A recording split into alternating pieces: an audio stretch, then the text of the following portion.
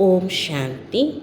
இன்று அறிவோமா ஆன்மீகம் பகுதியில் இறைவன் பிரபஞ்சத்தின் ஒரு ஆல்ஃபா புள்ளி என்கிற தலைப்பை பற்றி பார்க்கலாம்.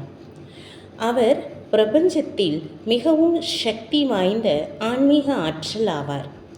அவர் இருந்தால் உலகமும் இருக்கிறது. ஏனென்றால் அவருடைய தூய்மையும் சக்தியும் உலகம் ஆன்மீக நன்மையையும் தெய்வீகத்தையும் இழக்கும் ஒவ்வொரு முறையும் அந்த உலகத்தை புதுப்பிக்கிறது. நாம் அவரிடம் நமது பிரார்த்தனைகளில் பேசியுள்ளோம். நமது பாடல்களில் அவரை நினைவு கூர்ந்துள்ளோம். ஆயிரக்கணக்கான ஆண்டுகளாக அவரை எதிர்பார்த்தோம். ஒவ்வொரு மூச்சிலும் அவருக்காக காத்திருந்தோம். அவர் அன்பு மற்றும் மரியாதை பற்றிய நமது எண்ணங்களை கேட்டு உலகில் உள்ள ஒவ்வொரு ஆத்மாவிற்கும் தனது அற்புதமான ஆன்மீக பிரகாசத்தை வெளிப்படுத்தி அந்த ஆத்மாக்களை அமைதி, அன்பு மற்றும் மகிழ்ச்சியால் நிரப்புகிறார். அவர் உருவாக்கும் உலகம் மத புத்தகங்களில் நினைவு கூறப்படுகிறது. மேலும் ஒவ்வொரு மனிதராலும் மதிக்கப்படுகிறது.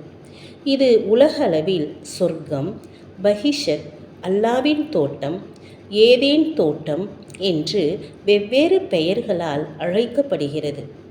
அவர் இறைவன், பிரபஞ்சத்தின் ஆல்ஃபா புள்ளி, உயர்ந்தவர், தெய்வீகத்தின் உயர்ந்த ஆதாரம், நமது உயர்ந்த தந்தை, ஆசிரியர், தாய், நண்பர் மற்றும் குரு. நமது சுழற்சி பிறப்பு கதையில் நாம் காணும் ஒவ்வொரு கனவையும் நிறைவேற்றுபவர்.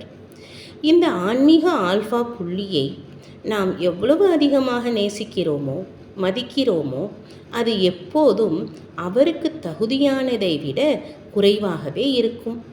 நம் வாழ்வின் ஒவ்வொரு அடியிலும் அவருக்கு நன்றி செலுத்தி அவரை நினைவில் கொள்ள வேண்டும்.